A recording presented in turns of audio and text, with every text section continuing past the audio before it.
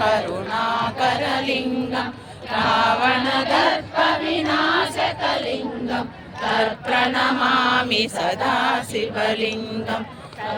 सुगन्धसुलेपितलिङ्गं बुद्धिविवर्धनकारणलिङ्गं सिद्धसुरासुरवन्दितलिङ्गं तत्प्रणमामि सदा शिवलिङ्गं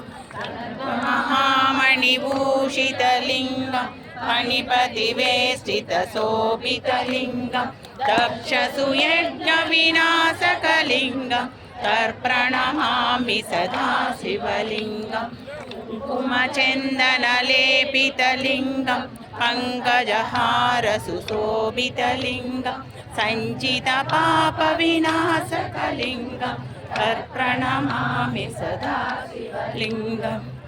भगनाचितसेवितलिङ्गं भावैर्भक्तिभिरेव च लिङ्गं दिनकरकोटिप्रभाकरलिङ्गं तत्प्रणमामि सदा शिवलिङ्गम्